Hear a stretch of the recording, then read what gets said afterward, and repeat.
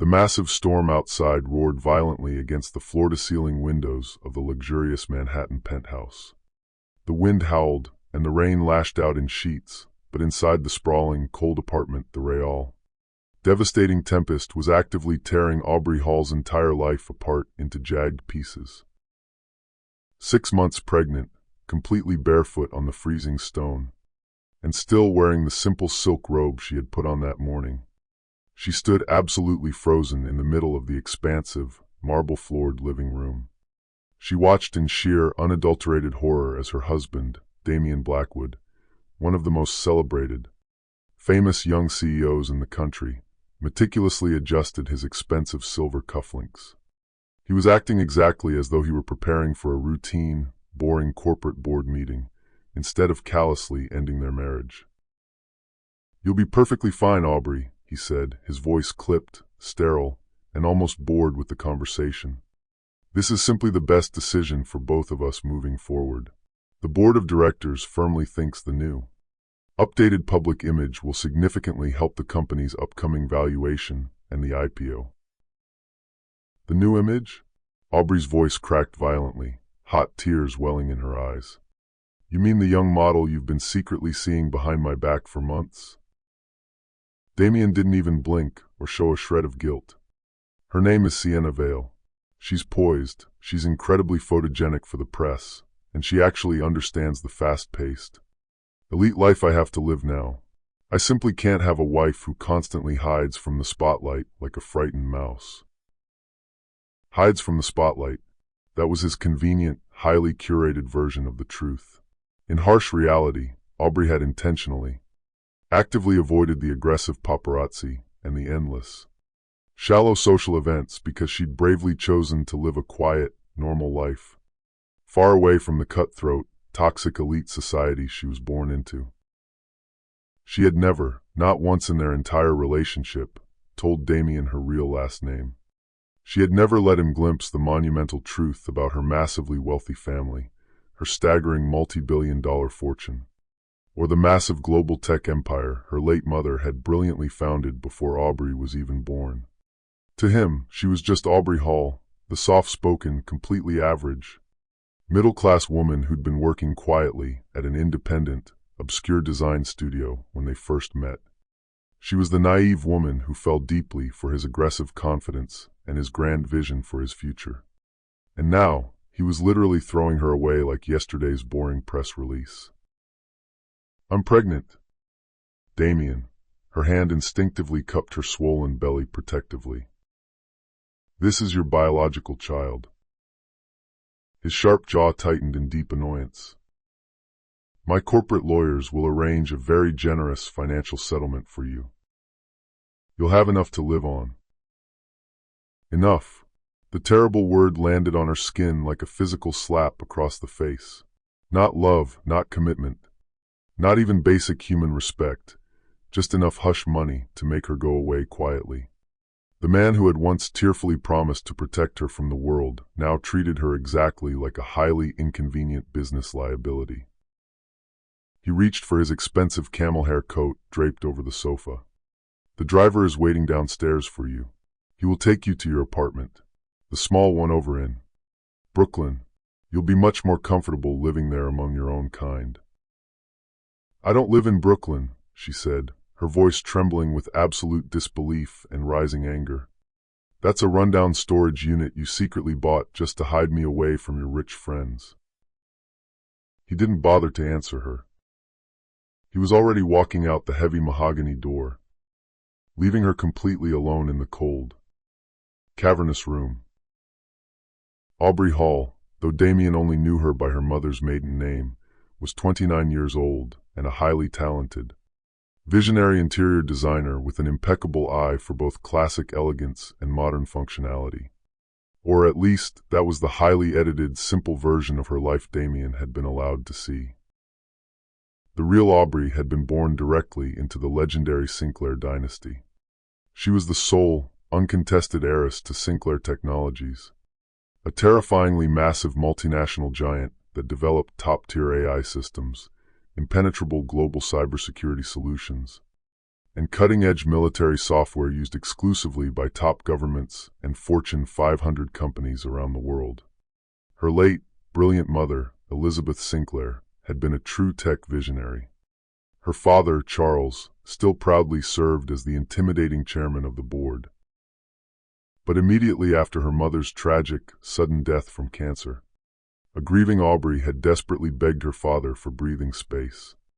The endless, fake networking events, the bloodthirsty journalists, the cutthroat corporate deals, it all felt absolutely suffocating to her soul. She had moved quietly to the city under an assumed, generic surname, fiercely determined to prove to herself that she could build a successful life that had absolutely nothing to do with her family's massive name or their billions.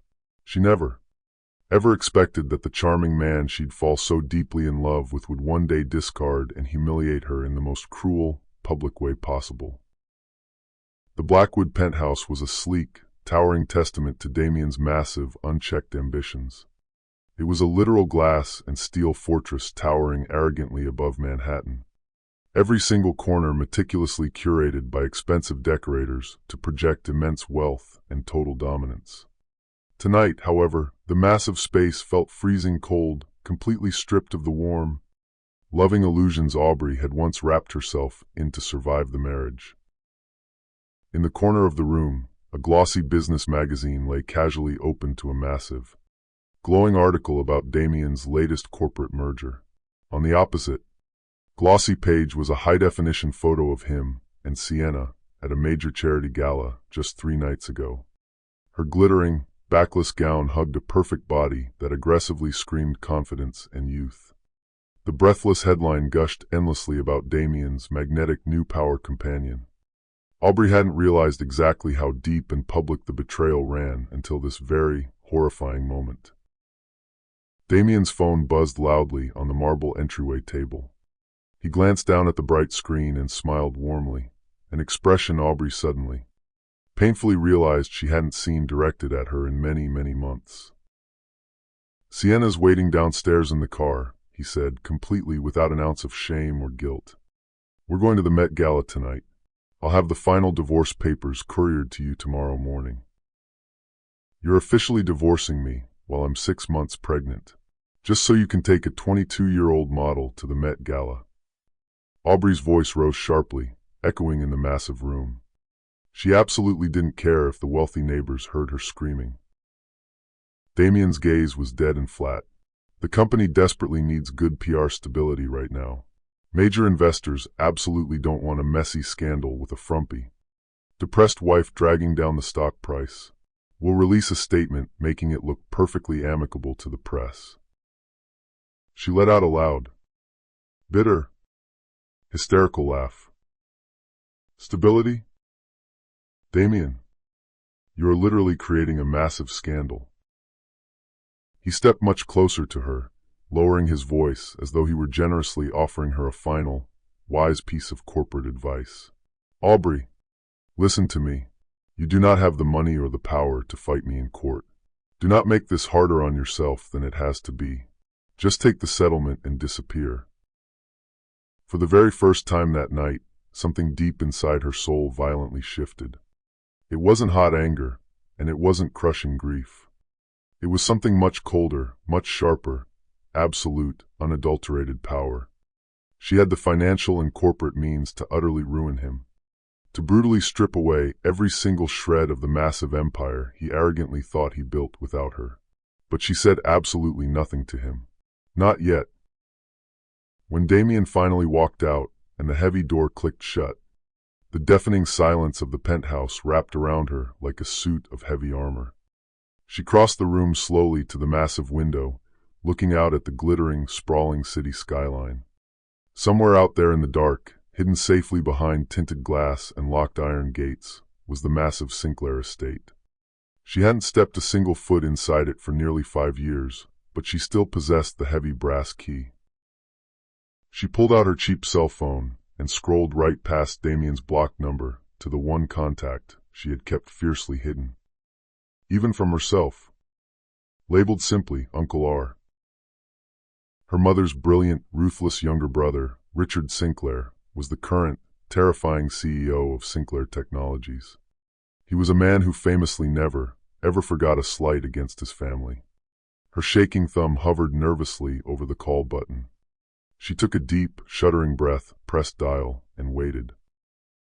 When his deep, familiar, commanding voice answered on the first ring with, "Aubrey, good God, is everything all right?" She smiled a dark, cold smile for the very first time that night. "Uncle R," she said, her voice dropping to a steady, freezing calm. "It's finally time for me to come home. And it's time Damian Blackwood learns exactly who he just divorced." The following morning, the vicious media machine was already buzzing frantically. Entertainment blogs and gossip sites splashed massive, high-resolution photos of Damian Blackwood and Sienna Vale stepping out of a sleek black town car at the Met Gala. Cameras flashed wildly around them as if they were actual royalty. The sensational headlines screamed across the internet. Tech CEO and supermodel make first public appearance, and Damian Blackwood's new power couple era begins. Aubrey sat quietly at the small, wobbly breakfast table in her rented Brooklyn loft, an untouched cup of black coffee cooling rapidly in front of her. The city outside her window hummed loudly with its usual chaotic energy, but inside her head, there was only absolute, terrifying stillness. She had spent the entire, sleepless night meticulously making lists, painfully revisiting dark memories she'd deliberately buried, and constantly replaying Damian's cruel final words like a broken record, "You don't have the power to fight me." The late-night call to Uncle Richard had been incredibly brief. He hadn't asked for any messy, emotional details. "I'll send the car," he'd said simply, his voice tight with protective anger. "Be ready by noon." Her simple, quiet life in the Brooklyn loft had been a highly deliberate, intentional choice. Bare, exposed brick walls mismatched, comfortable furniture she'd happily found at local flea markets, and wooden shelves heavily lined with worn books and her architectural design sketches. She had proudly built this humble life entirely herself, piece by piece. To be wonderfully ordinary, to be completely free from the crushing, suffocating expectations that always came with bearing the Sinclair name. Now, that quiet chapter of her life was permanently closing. She moved very slowly through the room, carefully folding her simple clothes into a single, worn leather suitcase.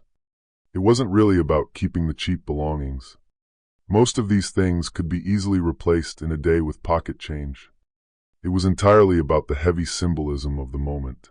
She was actively leaving behind her safe, comfortable anonymity, and stepping violently back into a cutthroat world where absolutely every move she made could dramatically shift global financial markets. At the cheap wooden dresser, her hand hesitated for a moment over a framed, happy photo of her and Damian from their very first year together. They were smiling brightly on a sunny beach in Santorini, his strong arms wrapped lovingly around her waist. She stared at the lie for a second, then dropped the frame face down onto the wood and left it there to gather dust. When the massive, armored black Bentley arrived exactly at noon, the burly driver, an older, imposing man with sharp, observant eyes, took her cheap suitcase without a single word. "Miss Sinclair," he said respectfully, holding open the heavy door. It had been 5 long years since anyone had formally addressed her by her true, powerful surname in public. It felt exactly like a missing, heavy piece of herself sliding violently back into its rightful place. The smooth drive from the gritty city back to the sprawling Sinclair estate was long enough for the towering steel and glass of Manhattan to slowly fade into lush, sprawling, manicured green hills. Memories came flooding back in vivid, painful flashes. Her beautiful mother smiling in the vast rose garden, the booming echo of her powerful father's laughter in the marble halls, her own fierce teenage rebellion against the endless, fake charity events and stuffy investor dinners. By the time the car finally passed through the towering, wrought iron security gates deeply engraved with the gold Sinclair family crest, Aubrey's racing pulse had entirely shifted from cold dread to ironclad resolve. The main hall of the estate was exactly as grand as she remembered. Vast expanses of polished white marble, a sweeping, dramatic double staircase, and high walls lined with massive oil portraits of wealthy ancestors who looked as if they could step right out of the gold frames and harshly critique your posture. Uncle Richard waited patiently at the base of the grand stairs. Impeccably dressed, as always, in a sharp charcoal suit, he studied her pale, exhausted face for a long, heavy moment before stepping forward and pulling her into a surprisingly tight, warm hug. "You've lost far too much weight," he said, frowning deeply as he pulled back. "And you're 6 months along?" She nodded slowly, her hand resting protectively over her swollen belly. "It's Damien's." His dark frown deepened dangerously, and his voice took on that specific, clipped, terrifying tone that had famously terrified grown CEOs in boardrooms across 3 continents.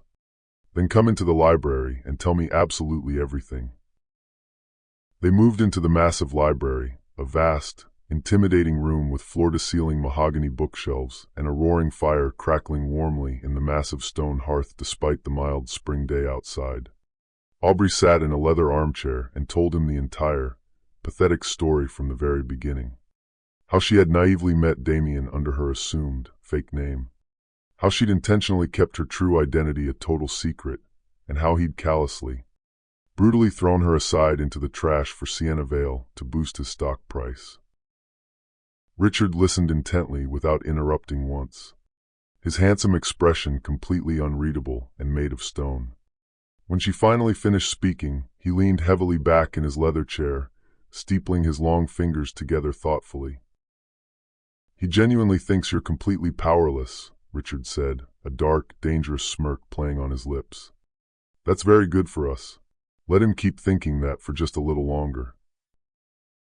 It was a brilliant, strategic pause. Aubrey had fully expected him to suggest immediate, explosive retaliation, loud press releases, massive lawsuits, a very public, aggressive display of Sinclair wealth and influence to crush Damien instantly. Instead, Richard calmly poured her a glass of sparkling water and handed it to her. "We don't start this war with petty revenge, Aubrey," he said softly. "We start with total control." "Control of what exactly?" she asked, taking the glass. "Control of the global narrative," he replied smoothly. "Right now, the public story is entirely about Damien and his shiny new model. We need to make absolutely sure that you become the only story, and completely on our terms." Aubrey took a slow, calming sip of the cold water. "I don't want the public's sympathy, Richard." "You won't get sympathy," Richard said, his eyes flashing with pride. "You'll get their absolute respect." The very first step of the plan happened that afternoon. Aubrey's cheap, outdated cell phone was immediately replaced with a brand new, highly secure device, preloaded with encrypted apps and elite contacts she hadn't spoken to in years.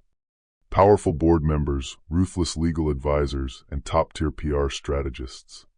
Her entire wardrobe was aggressively replaced, too. Gone forever were the casual, cheap dresses and worn, comfortable cardigans. They were instantly replaced by sleek, intimidating, custom-tailored silhouettes in bold, commanding colors.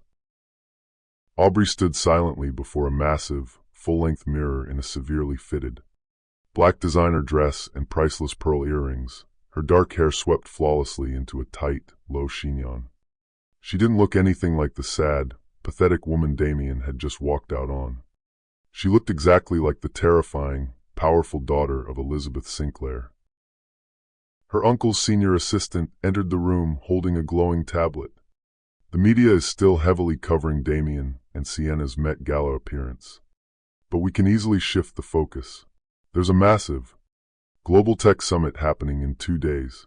If you attend it publicly, it will immediately set off massive questions in the press. Aubrey smiled a very faint, freezing cold smile. Questions are good. Let them wonder. Across the city, in his sprawling, sterile penthouse, Damien was currently basking in the glorious, blinding attention. Sienna laughed loudly, tossing her hair at his practiced jokes during a televised morning interview. Her manicured hand resting lightly and possessively on his arm as the sycophantic host gushed endlessly about their incredible, undeniable chemistry. Behind the scenes, however, Damien's stressed PR team was working exhausting overtime to desperately spin the sudden divorce as a completely mutual, amicable decision. But dangerous cracks were already forming in the facade. Major investors had begun whispering quietly in back rooms about his erratic judgment, deeply concerned that messy personal drama could negatively affect the company's pristine image right before a major launch. Damien confidently brushed the concerns off. Aubrey didn't have the money, the connections, or the legal resources to ever challenge him. He was absolutely sure of it. Back at the sprawling Sinclair estate, Aubrey walked slowly through the massive, blooming rose garden where her mother used to spend quiet mornings before stressful board meetings. She felt the baby move, a small, insistent, physical reminder of exactly why she couldn't afford to falter or show weakness now. This wasn't just about her bruised pride or petty revenge anymore. It was entirely about securing an ironclad future for her child, one that wasn't permanently tainted by Damien's disgusting arrogance. She stopped by the large stone fountain at the very center of the garden, listening to the calming sound of water mingling with the rustle of the trees. She could almost hear her brilliant mother's voice echoing in the wind. True strength isn't loud, Aubrey. It's steady. Her encrypted phone buzzed in her pocket with a short message from Richard. Be in the main boardroom at 9 a.m. sharp tomorrow. You're gonna like this. The very next morning, she stepped confidently into the massive Sinclair Technologies boardroom for the first time in 5 years. Every single executive head turned sharply as she entered. Not just because of her striking, powerful presence, but because of the empty, massive leather chair sitting at the very head of the long table. Richard gestured grandly toward it. It's yours now, Aubrey. Effective immediately. The soft Italian leather of the chair was cool beneath her fingertips. Aubrey had sat quietly in many small, boring meeting rooms before, but she had never sat at the absolute head of this specific table. The Sinclair Technologies boardroom was a terrifying empire in itself. It was a massive, intimidating oval of polished, solid walnut entirely surrounded by bulletproof windows that offered a dizzying, panoramic view of the entire city skyline. On the wood-paneled walls, framed original patents and massive global innovation awards told the undeniable story of a powerful dynasty that had literally changed the modern world. She took her seat slowly. The quiet in the massive room was incredibly thick. Every single wealthy board member was watching her closely, acting as though they'd just witnessed a massive, seismic shift in the Earth's crust. Uncle Richard stood proudly at her right side. Ladies and gentlemen, he began, his booming voice a perfect, terrifying blend of authority and pride. Allow me to formally reintroduce Aubrey Sinclair, not merely as my niece, but as your brand new chairwoman. A loud ripple of shocked murmurs passed quickly around the table. Some older faces lit up with deep recognition and relief, others, particularly the arrogant men who had only joined the board during Aubrey's long, self-imposed absence, looked deeply puzzled and slightly hostile. She is back to stay permanently, Richard continued smoothly, and she holds full majority voting power, effective immediately. A massive legacy was now fully resting in her hands. Aubrey folded her hands calmly on the polished table. Thank you, Uncle Richard, and thank you to the board for trusting me with exactly what my brilliant mother built. Her voice was perfectly steady, even though her heart was pounding a frantic rhythm. I left this company years ago because I desperately needed to understand exactly who I was without. This massive name. Now I fully know, and I am here today because there is a massive amount of work to be done. The very first agenda item she brought up wasn't explicitly about Damien, but he was already deeply woven into her strategic thoughts. Sinclair Technologies possessed the staggering financial resources to completely move global markets, and in the right, capable hands, It could also completely shift the delicate balance of power in an industry Damien completely depended on to survive. Before we move on to quarterly projections, Aubrey said, scanning the silent room with hawk-like intensity, I want a full, comprehensive report on all of our current operational partnerships, especially any contracts involving Blackwood Capital. That definitely got their full attention. Several senior board members exchanged very wary, nervous glances. By the time lunch was served in the executive dining room, Aubrey had rapidly learned the brutal basics of the situation. Blackwood Capital had just recently, proudly secured a massive joint development agreement with a smaller, innovative AI firm, one that Sinclair Technologies had quietly and heavily invested in over 5 years ago. Damien arrogantly thought he was brilliantly expanding his company into predictive analytics. He had absolutely no idea that Sinclair held total majority control over all the critical patents involved in the deal. Richard smirked a highly dangerous smirk when she pointed the glaring loophole out on the spreadsheet.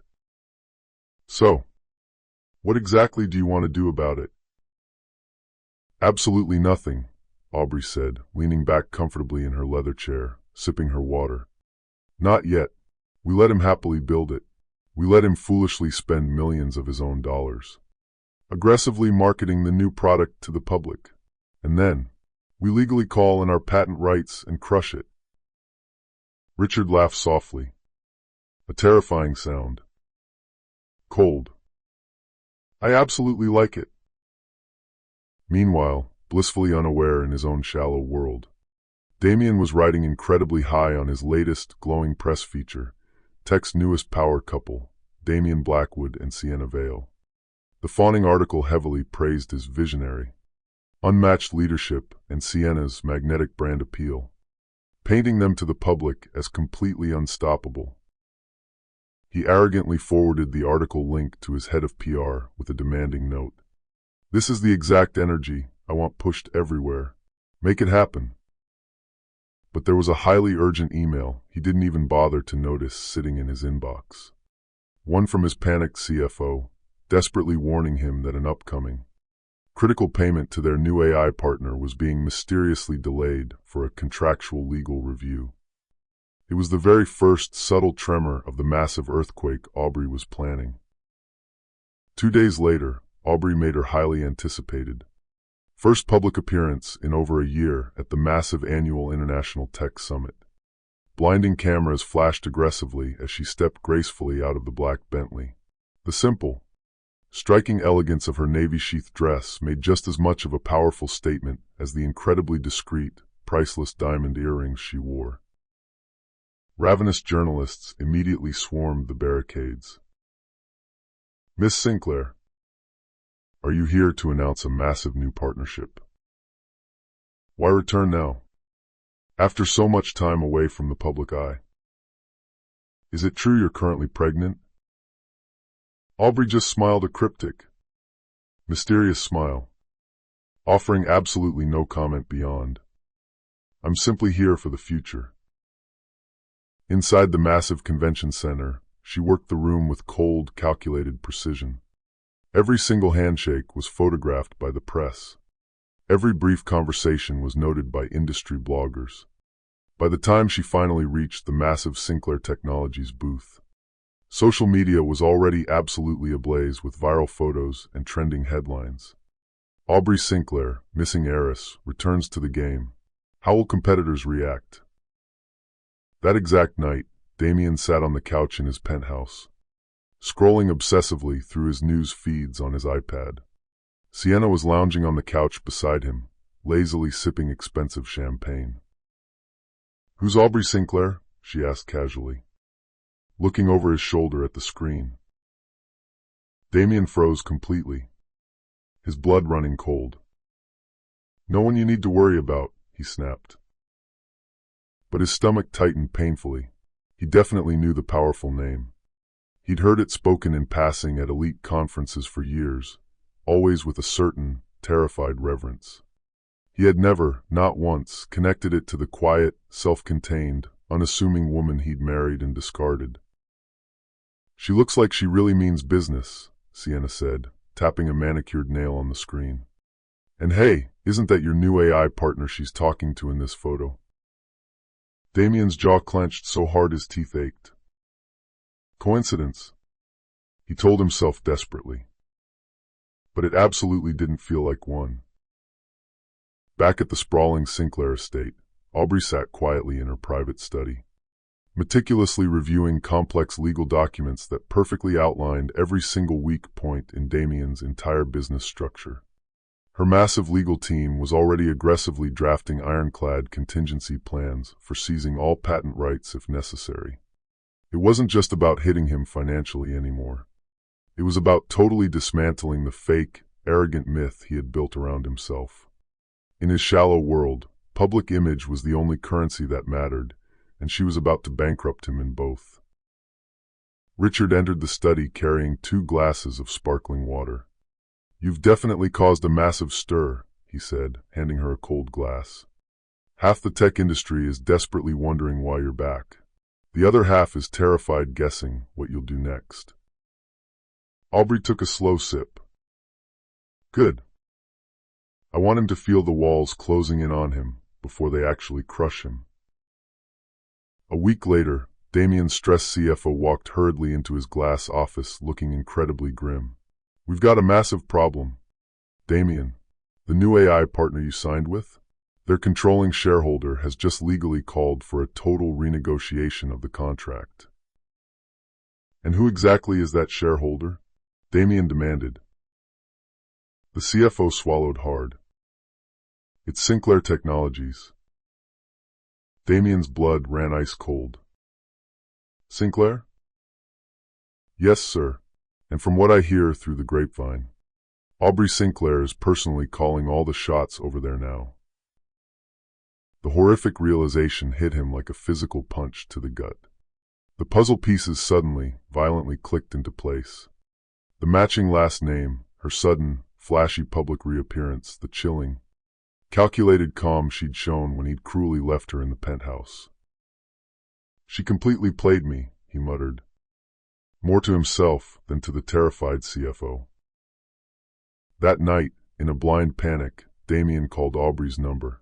She didn't answer. He aggressively tried again, straight to voicemail. He sent a short, desperate text, "We really need to talk." No reply. In the quiet peace of her study, Aubrey read the pathetic message and set her phone aside face down. Let him sweat. She absolutely wasn't ready to speak to him until the entire boardroom and the media cameras were watching. 3 agonizing days later, an invitation arrived by courier at Damien's office. It was golden embossed, heavily bearing the terrifying Sinclair Technologies seal. It was an exclusive invitation for a special joint industry announcement to be held in the Grand Ballroom at the Grand Manhattan Hotel. At the very bottom, written in elegant script, was a single devastating line, hosted by Aubrey Sinclair, chairwoman. The Grand Manhattan Hotel had famously hosted sitting presidents, royal weddings, and billion-dollar merger signings, but that specific morning, the entire building belonged to Aubrey Sinclair.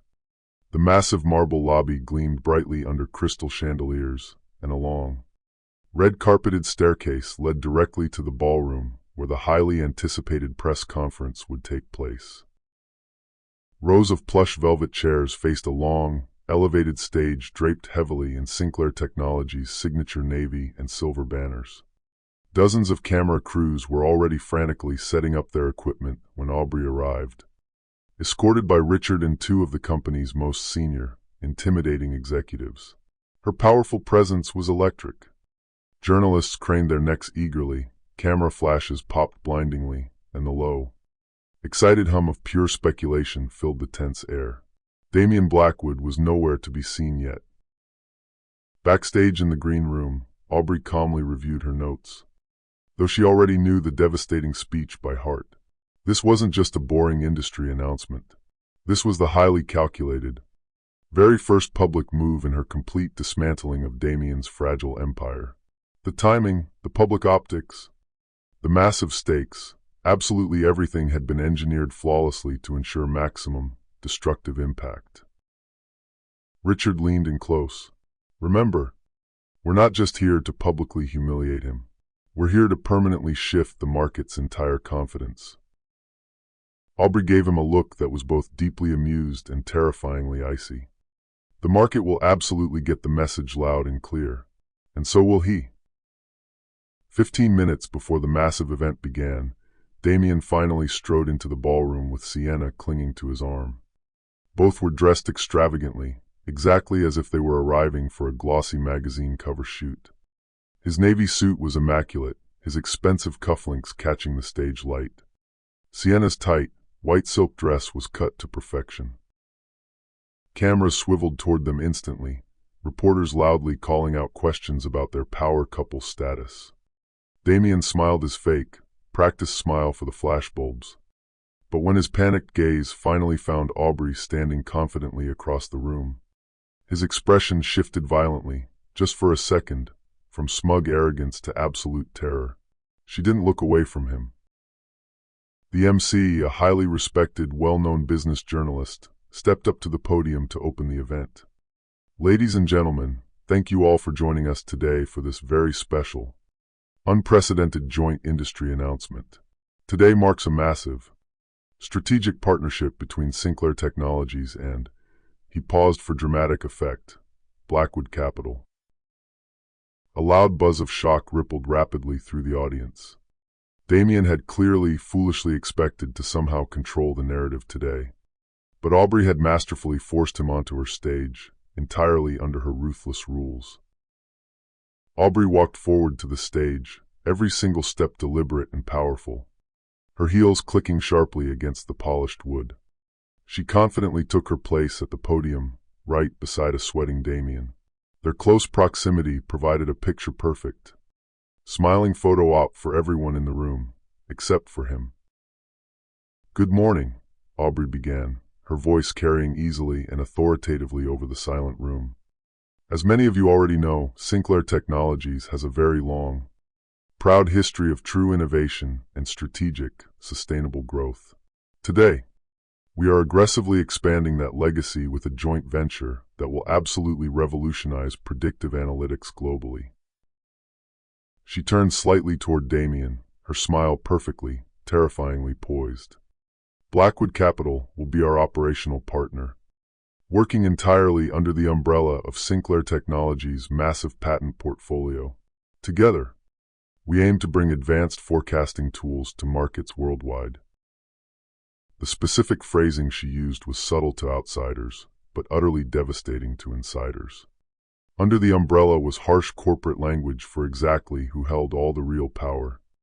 The wealthy investors in the room understood the dynamic instantly. Damien's jaw tightened so hard he thought his teeth might crack.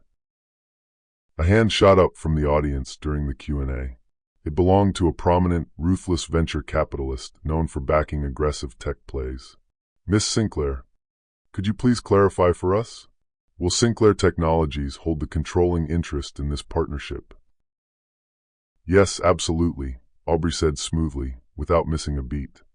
"Sinclair retains total majority ownership of all the intellectual property and product rights. Blackwood Capital will simply manage the basic implementation, under our strict strategic guidance." Loud gasps and murmurs filled the ballroom. Damien's face was a frozen mask of pure rage, but his knuckles went stark white as he gripped the edges of the podium. As Aubrey expertly fielded more questions, Sienna whispered something to Damien, her voice loud enough for a few nearby, eager reporters to hear clearly. "I thought you told me you had full control over this company." The humiliating words spread like wildfire among the press corps, their pens scribbling furiously on notepads. Cameras zoomed in aggressively on Damien's reaction, a violent flicker of intense irritation that he desperately tried to disguise as a loving smile for her. Aubrey caught the miserable exchange and tucked it safely away for later. By the time the press conference finally ended, headlines were already flooding global news sites. "Sinclair Technologies dominates new partnership. Blackwood Capital cedes total control in predictive analytics deal." The stock market tickers immediately reflected the massive shift in power. Sinclair shares climbed a solid 4% before noon. Blackwood Capital stock dipped dangerously by nearly 3%. It wasn't completely catastrophic yet, but it was a massive, highly public crack in Damien's impenetrable armor.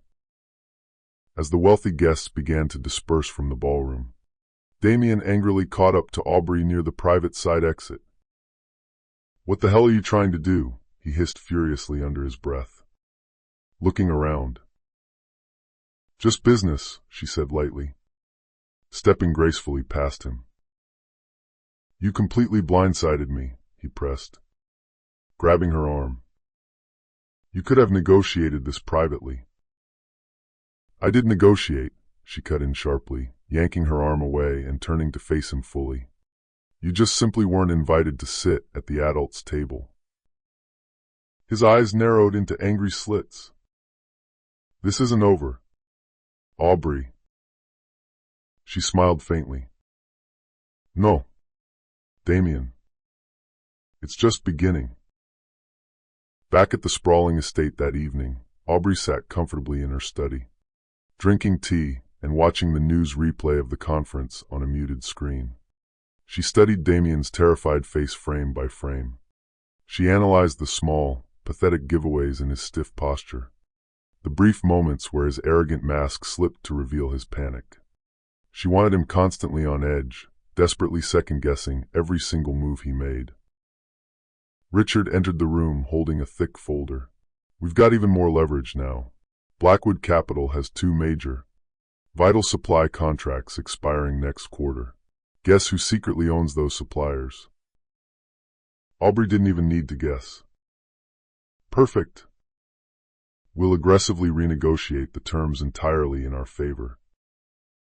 At his penthouse, Damien was frantically screaming on the phone with his legal team. "Find me a way to legally challenge their majority control. Anything."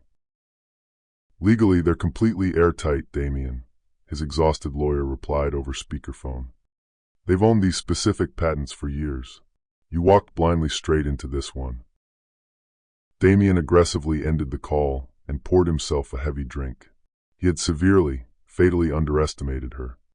And now she was brilliantly using the one arena he absolutely couldn't dominate with fake charm or flashy press photos, the ruthless boardroom. 3 agonizing days later, Damien received a formal legal summons. Not to a civil court, but to a highly unexpected emergency shareholder meeting at Blackwood Capital. The attached agenda had just 3 terrifying words printed on it: vote of confidence. The Blackwood Capital boardroom was usually a safe place where Damien confidently commanded the floor. Today, it felt exactly like walking into enemy territory. The air was incredibly tight with thick tension. The polished oak tables were entirely surrounded by angry shareholders whose facial expressions ranged from politely curious to openly, aggressively hostile. The vote of confidence agenda item loomed ominously on the printed packets resting in front of every single seat. Damien adjusted his expensive tie and forced a confident, fake smile. "Good morning, everyone.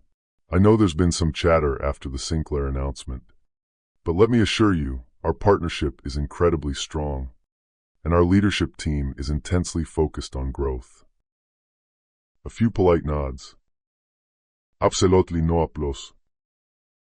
The very first question came from Harold Drake, a powerful, long-time investor with a fearsome reputation for being brutally blunt. "Damien, why exactly were the shareholders not informed that Sinclair Technologies held absolute majority control over the predictive analytics project before the deal was signed?" Damien's jaw tightened defensively.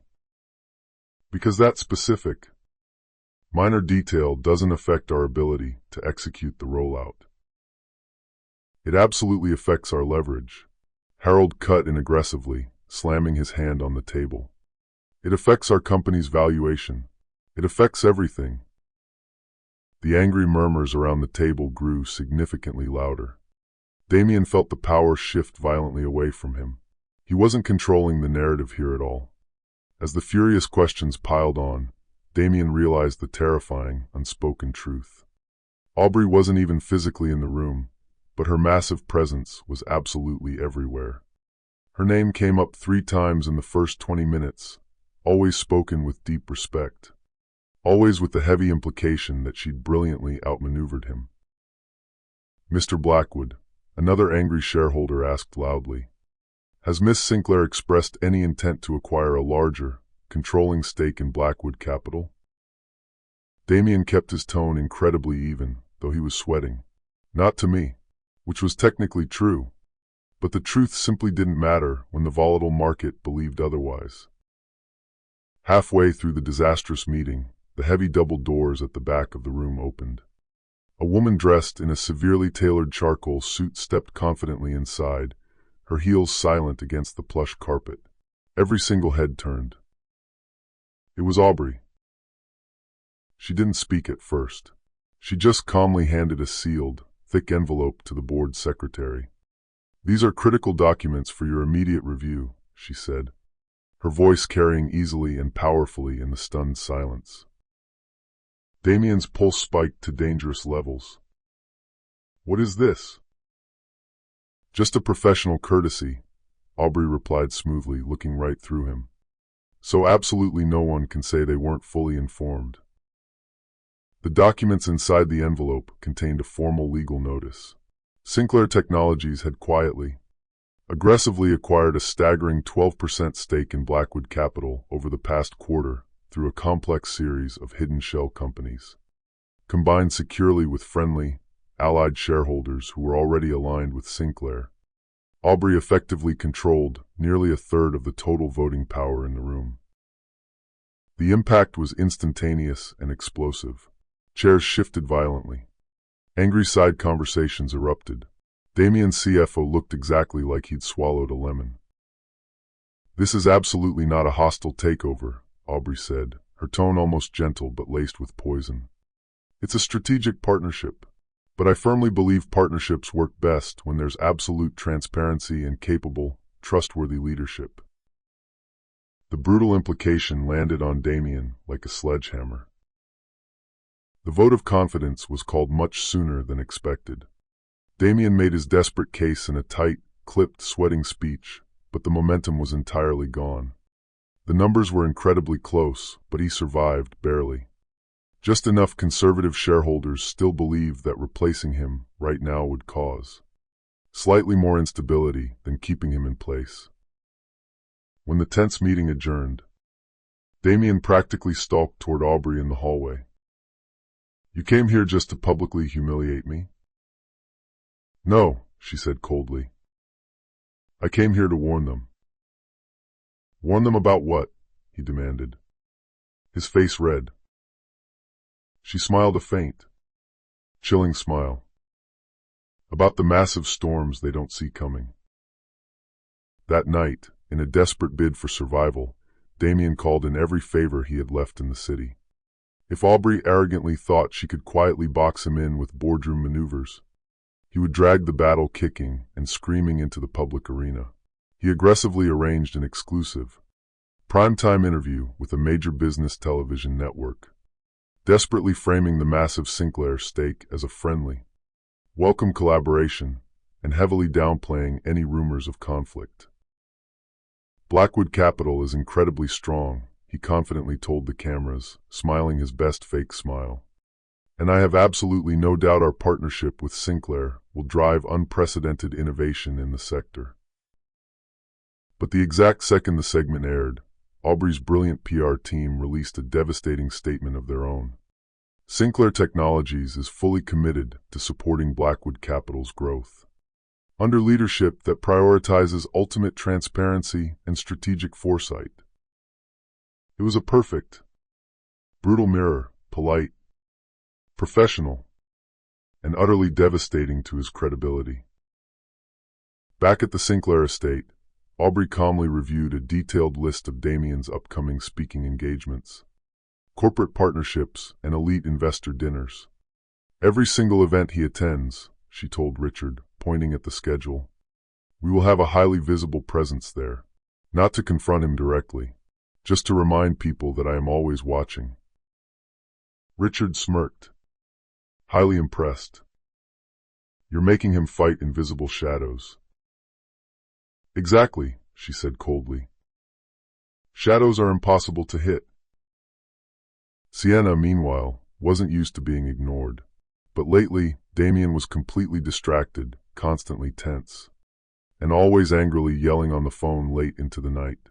The lavish, romantic dates had slowed to a halt, completely replaced by frantic strategy meetings and panicked emergency calls. One evening, she furiously confronted him in the penthouse. "This isn't fun for me anymore. Damien, you're completely obsessed with her." "I'm not obsessed," he snapped violently, throwing his glass. "I'm managing a highly complex situation." Sienna folded her arms, glaring at him. Managing it? Or losing it? A week later, extremely exclusive invitations went out for the Sinclair Foundation's massive annual charity gala, a highly publicized black tie event that essentially doubled as a flex of the family's immense global influence. Aubrey had intentionally skipped it for years. This time, her powerful name was boldly printed at the very top of the host list. The guest list read like a who's who of the absolute global business and political elite. Damien and Sienna were both formally invited, though Aubrey highly doubted they'd dare decline and look weak. Richard caught her eye as they reviewed the massive seating chart. "You're setting a very public stage, Aubrey." Aubrey's smile was slow, deliberate, and terrifying. "I'm not just setting a stage, Richard. I'm building a theater." On the night of the spectacular gala, the red carpet was an absolute blaze of blinding flashbulbs. Aubrey stepped gracefully out of the Bentley in a sweeping, breathtaking black gown, priceless diamonds catching the light like shards of ice. The cameras roared her name, and at the far end of the carpet, she saw Damien and Sienna arrive just as the ravenous press shouted, "Aubrey, over here with them for a photo." The Sinclair Foundation's annual charity gala was the absolute crown jewel of the city's elite social calendar. A glittering, ostentatious evening where billionaires, politicians, and A-list celebrities mingled freely under the polite pretense of philanthropy. Tonight, however, it was infinitely more than a fundraiser. It was Aubrey Sinclair's personal battlefield. The grand ballroom of the Grand Meridian Hotel shimmered brilliantly under massive chandeliers the size of small cars. Crystal flutes of expensive champagne sparkled beautifully on silver trays, and the air was incredibly thick with the heady scent of thousands of fresh orchids flown in privately from Singapore. A massive, 40-foot digital display cycled endlessly through powerful images of Sinclair-funded global projects. New schools, high-tech hospitals, massive tech incubators. But absolutely no one was looking at the screen. All eyes were completely on Aubrey. She moved effortlessly through the massive crowd with the absolute grace of someone who was born to command it. Her black silk gown flowed around her like liquid night, and the deep V of the elegant neckline was perfectly offset by the flawless drape of a multi-million-dollar diamond necklace. She warmly greeted massive donors, shook hands confidently with state senators, and posed flawlessly for photographs. Every single time the cameras flashed, Damien saw it. She absolutely wasn't the quiet, modest, compliant woman he'd left. She was a massive, magnetic, untouchable presence. Sienna clung desperately to his arm as they stepped into the room, her silver dress catching the light. But while heads turned briefly to acknowledge them, the rabid photographers weren't shouting their names. They were only shouting Aubrey's. It didn't take long for them to finally cross paths. Aubrey was speaking intimately with the city's mayor when Damien aggressively approached, with Sienna awkwardly in tow. "Madam Chairwoman," Damien said with a fake, practiced smile. "Impressive turnout tonight." Aubrey's gaze flicked to him, freezing cool and entirely unreadable. "We have incredibly generous supporters. They firmly believe in causes that actually matter." Sienna forced a high-pitched, nervous laugh. "Like helping? Whatever it is your foundation actually does." The mayor's bushy eyebrows rose in shock at the stupidity. Aubrey's polite smile never faltered for a second. "Education, global healthcare, and sustainable innovation," she said smoothly. "Things that leave a profound, lasting impact on the world, unlike a seasonal, shallow runway show." The mayor chuckled under his breath and quickly excused himself. Dinner was served at long, elegant banquet tables arranged in a massive horseshoe around the main stage. Aubrey had deliberately, strategically placed Damien and Sienna at a prime VIP table near the front, but located directly across from her own seat. It was highly deliberate. Every single time he looked up from his plate, she was there, poised, powerful, and engaged with the city's most influential, wealthy people. Midway through the meal, the MC announced a very special guest speaker, Aubrey Sinclair herself. Damien stiffened in his chair.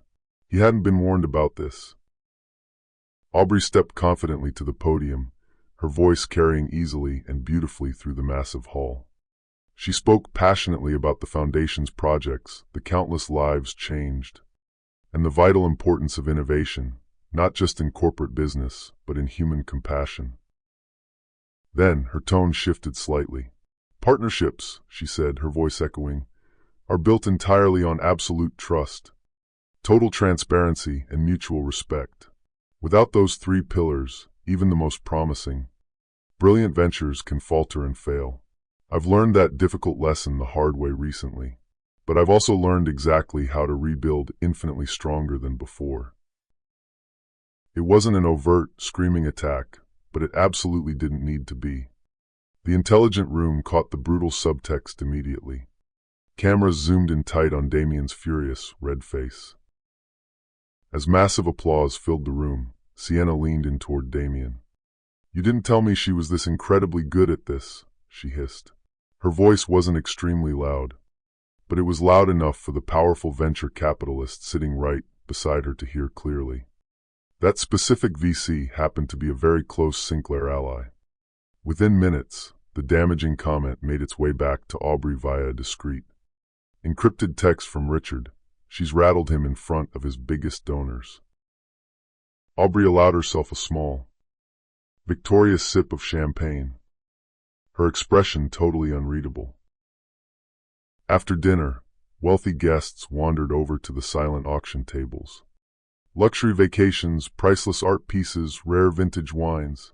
Aubrey had personally donated a week-long, all expenses paid retreat at the massive Sinclair estate in Provence, complete with private jet transportation. Damien's petty, competitive streak flared uncontrollably when he saw it. He aggressively scribbled his massive bid, fiercely determined to win at least one headline-worthy prize tonight to save his ego. An hour later, the final, winning bids were revealed on the screen. Damien's name was there, but listed right below Aubrey's, who had brilliantly outbid him by a single solitary dollar, aggressively reclaiming her own donation just for the publicity and total control. It was incredibly petty. It was absolutely perfect. The live band struck up a slow, romantic jazz number, and wealthy couples began to fill the massive dance floor. Aubrey gracefully accepted a dance from the governor, her bright laughter ringing clear across the room. Photographers swarmed them. Damien, watching furiously from the edge of the floor, could feel the entire media narrative slipping completely out of his hands. He'd come here expecting to arrogantly show unity and charm with Sienna. Instead, the entire evening belonged totally and completely to Aubrey. Sienna tugged desperately at his sleeve. "Dance with me," she whispered, deep desperation edging her voice. He obliged stiffly, but halfway through the song, Aubrey and the governor danced smoothly past them. Aubrey caught Damien's angry, just long enough to make him stumble and miss a step. As the incredible night drew to a close, Aubrey took the microphone once more to thank the guests. "Tonight, we've successfully raised over $14 million for vital initiatives that will shape the future," she announced to thunderous, standing applause. Then, with a subtle, chilling glance toward Damien, she added, "And in the coming months, Sinclair Technologies will unveil massive new projects that completely redefine what's possible when leadership is finally aligned with true purpose." It was a bold announcement with absolutely no specifics, but it landed on Damien like a warning shot from a cannon. The message was incredibly clear. Bigger, more destructive moves were coming for him. In the private green room after the gala, Richard handed an exhausted Aubrey a glass of water. "You just completely owned that entire room." "That was exactly the point," she said, carefully removing her heavy diamond earrings. "He desperately needed to see that no matter where we are, I completely control the tone, and everyone else in the industry needs to see it, too." Her secure phone buzzed. A message from one of Damien's most powerful minority shareholders. "If you're truly serious about making a change in leadership at Blackwood Capital, I'm fully ready to talk tomorrow." Aubrey's smile was incredibly slow and totally deliberate. "It's starting." An hour later, while the rest of the city slept, a secure courier delivered a thick, heavy envelope directly to the Sinclair estate. Inside was a highly confidential legal document marked in bold red ink, "Acquisition Proposal, Blackwood Capital." And at the very bottom, the massive offer was signed not by Aubrey, but by 3 of Damien's very own, previously loyal board members. The envelope sat on Aubrey's mahogany desk like a loaded weapon. 3 Blackwood Capital board members, men who had once stood firmly and loudly in Damien's corner, were now practically begging her, offering her a clear legal path to controlling his entire company outright. Richard read the shocking proposal twice, then looked up at her in disbelief. "They're dead serious. They've completely had enough of him and his scandals." Aubrey slowly traced a finger along the embossed Sinclair letterhead she'd been using for recent communications. "If they're coming directly to me like this, it means he's losing significantly more than just market confidence. He's actively losing his own people."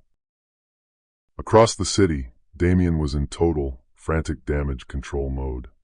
His miserable days were an endless blur of screaming investor calls, panicked emergency strategy meetings, and frantic texts to angry board members. Each conversation felt like it ended with the exact same, polite but freezing distant promise. "We'll see how the next quarter goes, Damien." Sienna noticed the massive shift. Their romantic, lavish dinners had turned into tense, silent meals. The expensive, luxury trips he'd once promised her were abruptly postponed indefinitely. Her patience was wearing incredibly thin. One evening, she finally confronted him. "Damien, you're obviously losing this fight." He didn't even look up from his laptop screen. "I'm managing it." "Managing what?" she pressed angrily. "Aubrey's face is absolutely everywhere. On the news, at the elite events. In your own contracts. She's actively making you look like a total fool in public." Damien's jaw tightened until it hurt. "Then it's finally time we aggressively change the game." At the Sinclair estate, Aubrey gathered her trusted inner circle. Richard, her top PR head, her ruthless chief legal counsel, and a senior representative from their aggressive mergers and acquisitions team. The acquisition proposal was projected brightly onto the wall. "The offer is extremely solid," the M&A rep explained confidently. "If we match it with our available Sinclair capital, we'd easily have controlling interest in Blackwood Capital within 3 weeks." Aubrey's expression was totally calm, but her brilliant mind was sharp with cold calculation. "I'm not interested in just forcefully taking his company away from him. I want him to actively choose to give it up." Richard raised a skeptical eyebrow. "And how exactly do you plan to make an arrogant man do that?" She leaned back in her leather chair. "By making absolutely every single day he stays in charge exponentially more painful than leaving." The very next week, Sinclair Technologies proudly announced a massive, groundbreaking new research initiative in predictive AI, one that directly, aggressively competed with Damien's prized flagship project. The press release brilliantly framed it as building upon our existing patents, a very subtle, public reminder to the market that Sinclair completely owned the technology's foundation. Investors noticed immediately. Top financial analysts began loudly questioning Blackwood Capital's long-term viability on major cable news segments. Stock prices wavered dangerously. Damien's panicked CFO burst into his office with a grim update. "We just lost two major institutional investors today. They're entirely shifting their capital over to Sinclair." Damien violently slammed his pen on the desk. "Who?" The CFO hesitated, sweating. "One of them was your biggest board ally until last week." Sienna, meanwhile, began to feel entirely like acceptable collateral damage in a brutal war she hadn't signed up for. She'd gone rapidly from being the glamorous, celebrated new chapter in Damien's life to a boring, ignored background accessory in his increasingly frantic, failing schedule. At a fancy dinner with friends, she clearly overheard someone whisper, "She really traded for the wrong stock." Cruel laughter followed. That night, she asked Damien point blank, "If she takes your company away from you, what happens to us?" He stared at her blankly for a long moment before answering. "She won't take it." But his hollow voice lacked any real conviction. Late one evening, Aubrey's secure phone buzzed with an unknown number. She answered, and to her immense surprise, it was Sienna. "I'm absolutely not calling to be your friend," Sienna said quickly, without preamble. "But I really think you should know. Damien's planning something big. He's meeting secretly with a massive private equity group next week. He's going to desperately try to raise enough capital to block your takeover." Aubrey kept her voice perfectly neutral. "And why exactly are you telling me this?" "Because if he ultimately loses, I absolutely do not want to be standing anywhere near him when it happens," Sienna replied coldly. "And because I know you're going to win anyway."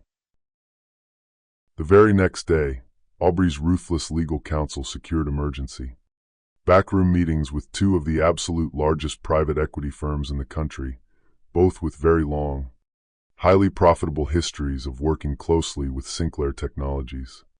By the end of the week, those powerful firms had publicly, loudly declared their total financial support for Sinclair's vision for industry innovation, effectively, brutally cutting off Damien's only lifeline before he could even reach for it. Richard grinned like a shark as the news broke on TV. "You didn't just politely close a door on him, Aubrey. You bricked it completely shut." Aubrey allowed herself a very small, satisfied smile. "Now we just wait for him to fully realize he's running out of exits." When Damien heard the devastating news, he went completely quiet. Too quiet. His terrified COO watched him closely during their next emergency meeting. "Damien, we desperately need to start contingency planning if Sinclair decides to push for a hostile takeover." "There absolutely won't be a hostile takeover," Damien interrupted, his eyes wild. "Because I'm not giving her the satisfaction of beating me." But that night, completely alone in his dark penthouse, he stared out at the glowing city lights and felt the walls rapidly closing in on him. Every single option was narrowing. Every desperate call with the angry board was significantly colder than the last. 2 agonizing days later, Damien received a thick envelope delivered by hand. Inside was a simple, handwritten note on heavy cardstock. "Dinner. Neutral ground. Just us. Aubrey." The location listed was an incredibly private, VIP dining room at the absolute top of the St. Regis Hotel. No media, no angry board members, just them. Damien stared at the simple note for a very long time before tucking it securely into his jacket pocket. That evening, he arrived nervously at the St. Regis to find Aubrey already peacefully seated at a candlelit table by the massive window, the glittering skyline sprawling magnificently behind her. She looked entirely calm, almost serene, as she gently set down her wine glass. "Damien," she said, her voice as smooth as silk, "let's finally talk about the exact price of your piece." The exclusive St. Regis dining room was nearly empty, its floor-to-ceiling windows framing the vast city like a living, breathing painting.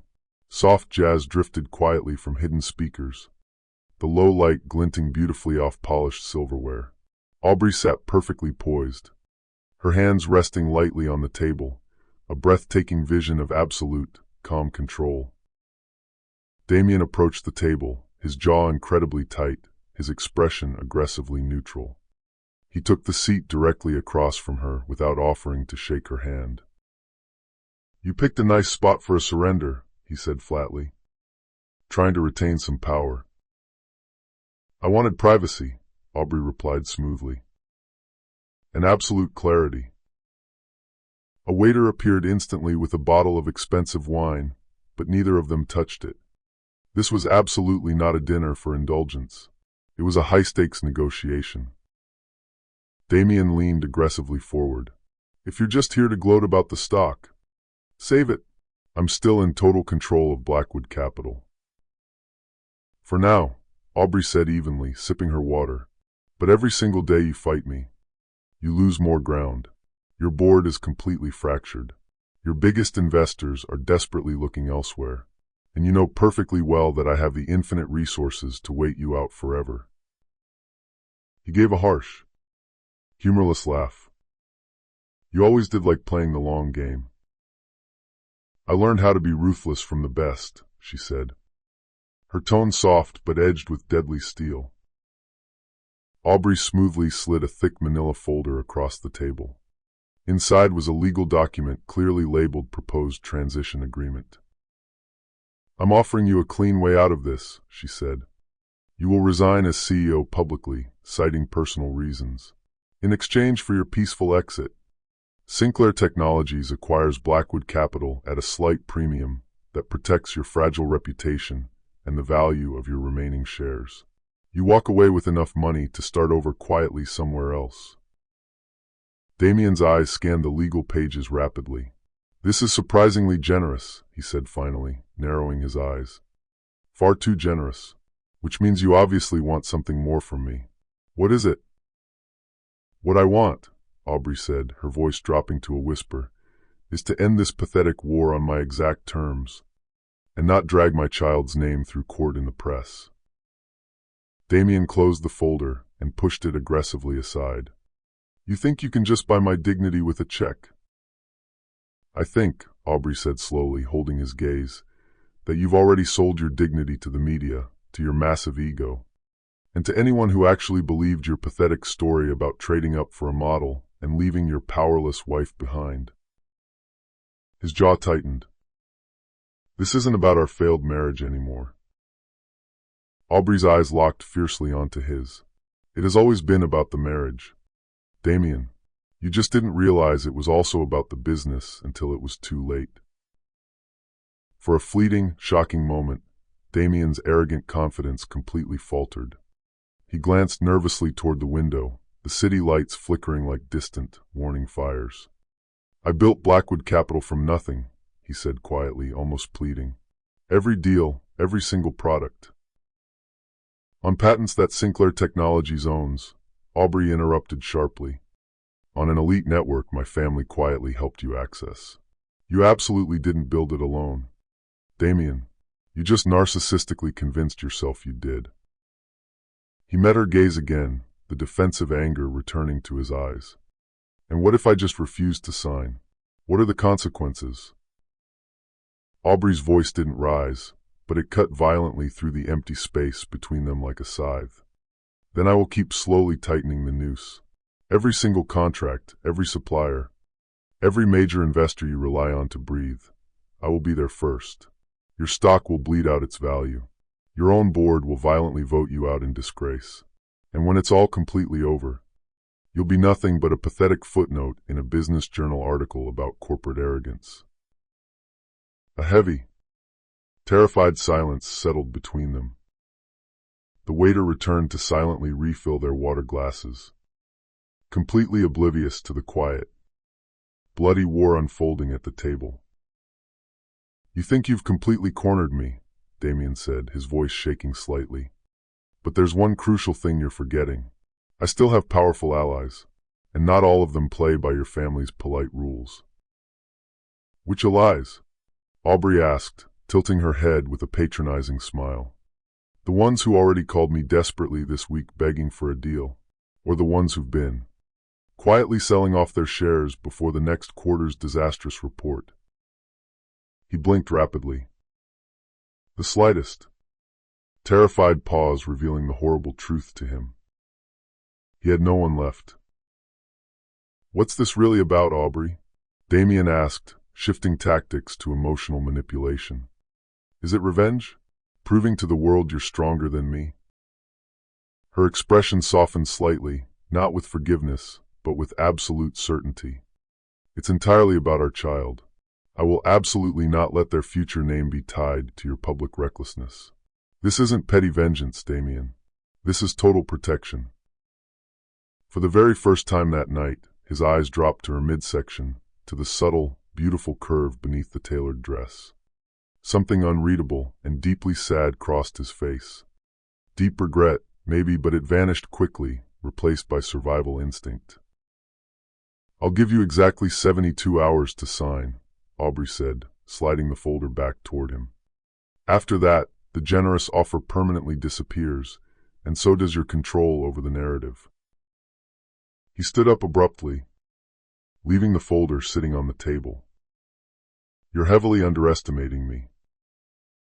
"No," Aubrey replied smoothly, sipping her water. "I just know you better than anyone else." He walked out of the restaurant without another word, his dark reflection in the glass shrinking as he moved away into the night. Back at the Sinclair estate later that night, Aubrey found Richard waiting anxiously in her study. "Well," he asked. "He's stalling," Aubrey said, sinking exhausted into her plush chair. "He's just not ready to publicly admit he's totally lost."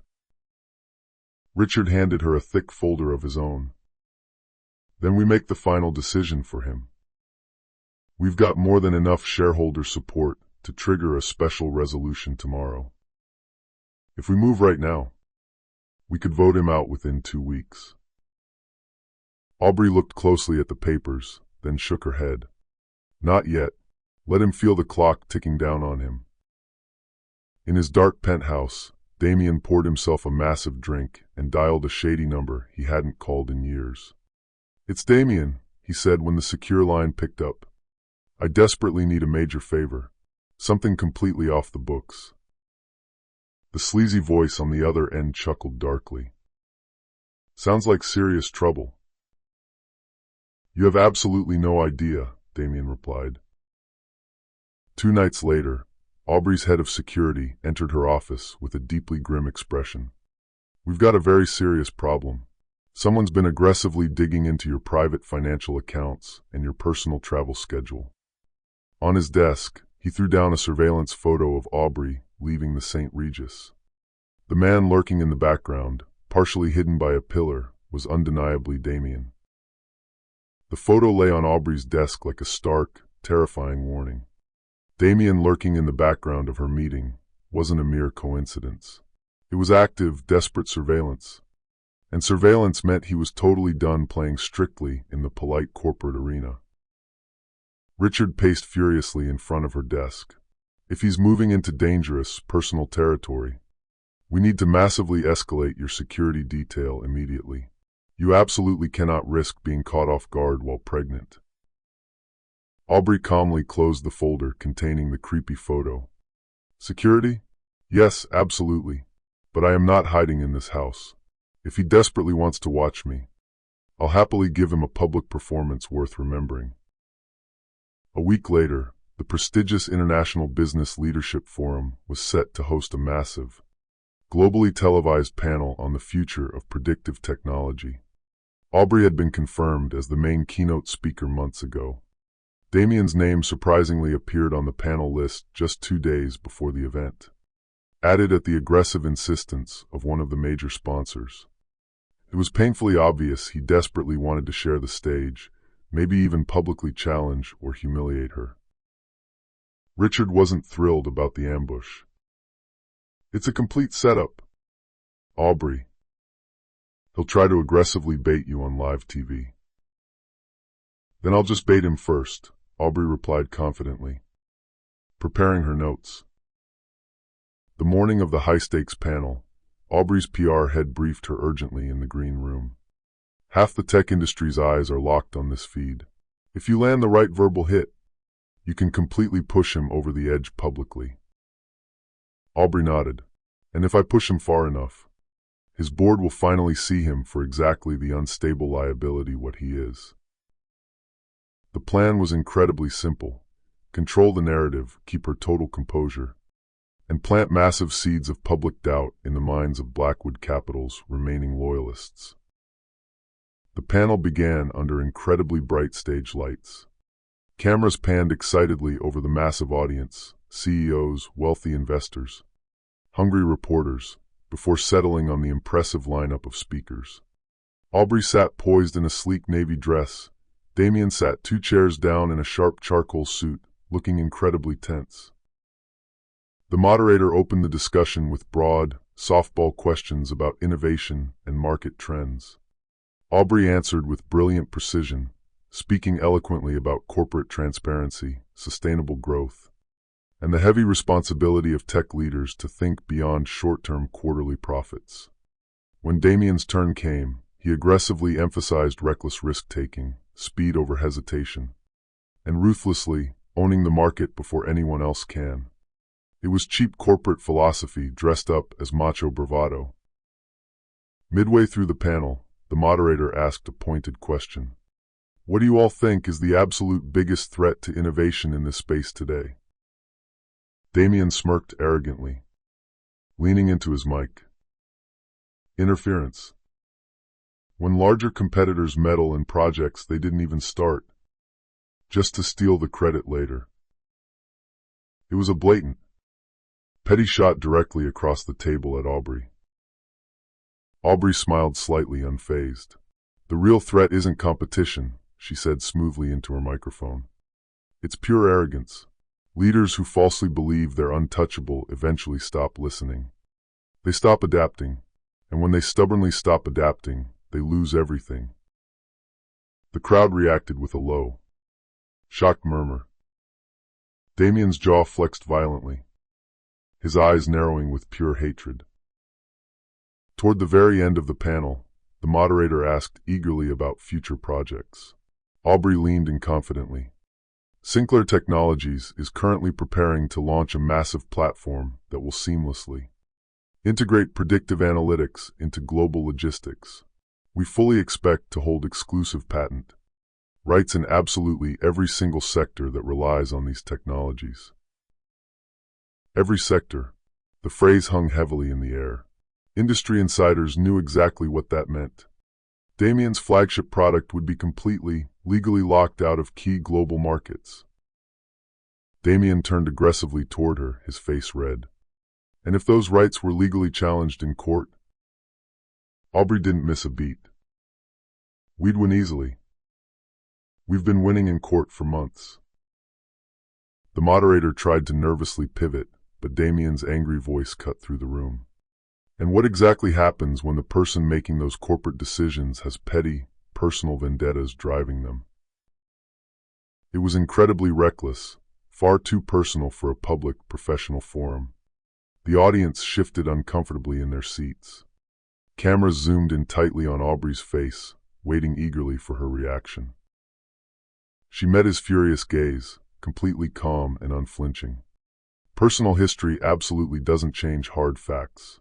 And the undeniable fact is, true leadership is about providing stability, which is exactly why shareholders should think incredibly carefully about who they trust with the future of their company. The blow was impeccably clean and utterly devastating. After the explosive panel, in the chaotic green room afterward, reporters aggressively crowded Aubrey with questions.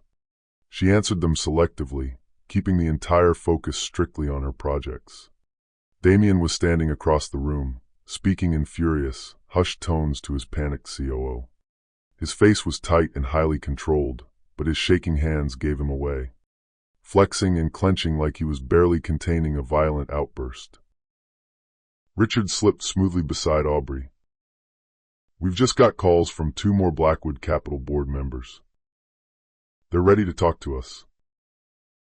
Good, Aubrey said coldly. Set the meetings. That night, Damien furiously confronted his COO in his office. You told me this panel was my chance to publicly show strength. Instead, she made me look like I was totally unraveling on live TV. His COO didn't even try to deny it. Because you are unraveling, Damien. You're fighting entirely on her terms. And the board's starting to seriously ask if you can handle the pressure of this job anymore. Damien violently grabbed his coat. Then I'll show them pressure. The next morning at 8 a.m. sharp, Aubrey's PR team was urgently alerted to a massive press release from Blackwood Capital. Damien Blackwood announces aggressive expansion plan to outpace Sinclair Technologies. It was incredibly bold, borderline suicidal, especially without the actual capital to back up the promises. Aubrey's chief legal counsel looked up from reading the release. If he actually pushes this through, he'll burn completely through his remaining cash reserves in less than 6 months. Aubrey's smile was terrifyingly cold. Then we just need to make absolutely sure the burn happens faster. That afternoon, Aubrey received a creepy, anonymous envelope delivered to her office. Inside was a single, crumpled page torn from a legal pad. In Damien's bold handwriting, it read, "You're not the only one who knows how to play dirty. See you at the gala." The city's legendary Winter Charity Gala was the exact kind of event that made front-page headlines and filled glossy magazine spreads globally. Under the magnificent vaulted ceiling of the glasshouse pavilion, glittering, massive snowflake chandeliers hung above a sea of sequined designer gowns and custom tuxedos. The air was incredibly crisp with the scent of fresh pine garlands and astronomically expensive perfume. Aubrey stepped gracefully out of her car into a blinding blizzard of camera flashes. She wore a breathtaking white satin gown with a dramatic cape that trailed behind her like fresh, pristine snow. Priceless diamonds glimmered brilliantly at her throat and wrists, and a single, flawless pearl pin, her late mother's, anchored her sleek chignon. Tonight wasn't just about charity. It was about absolute, final closure. Music swelled beautifully from a live orchestra. Wealthy guests sipped vintage champagne, exchanging polite pleasantries under towering floral arrangements. But there was a massive undercurrent of tension in the room. People knew a violent storm was brewing between Aubrey Sinclair and Damien Blackwood. Damien arrived 20 minutes later with a miserable-looking Sienna clinging to his arm. He was dressed sharply in midnight blue, highly polished and smiling aggressively for the cameras.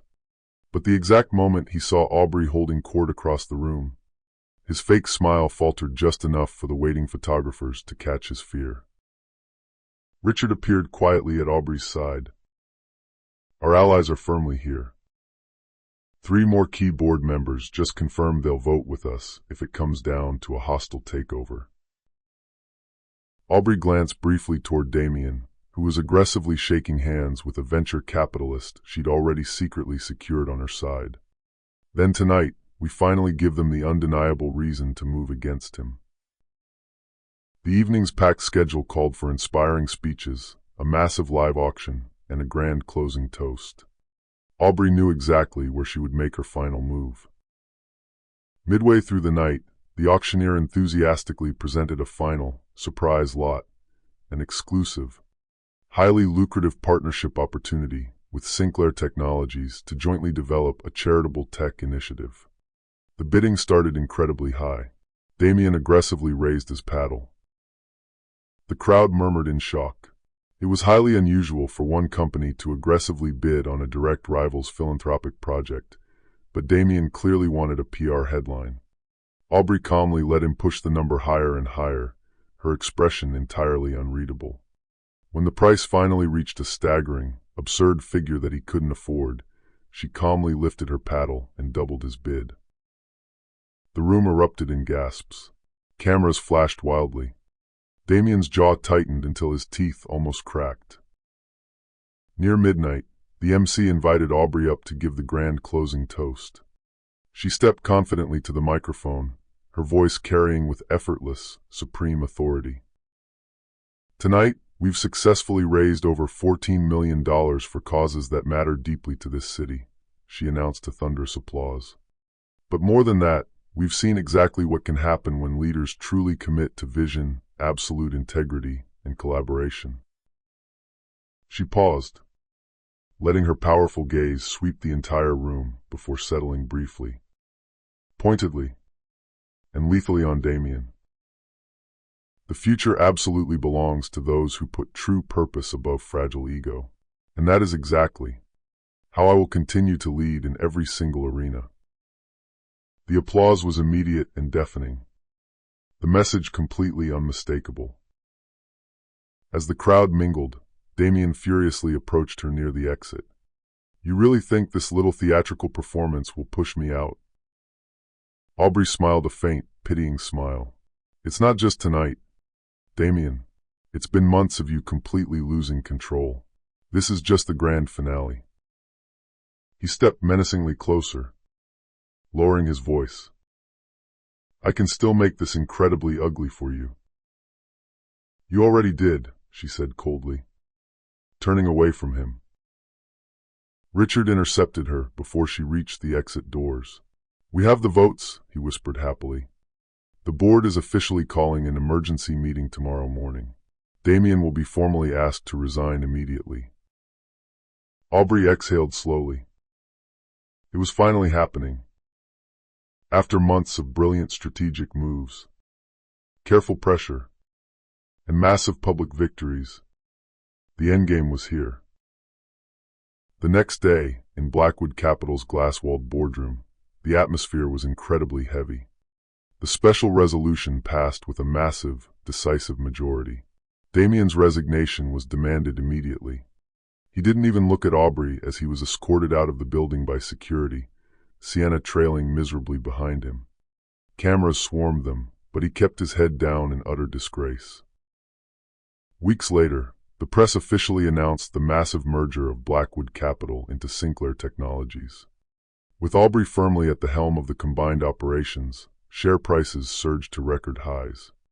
Top industry analysts called her moves a brilliant masterclass in corporate strategy.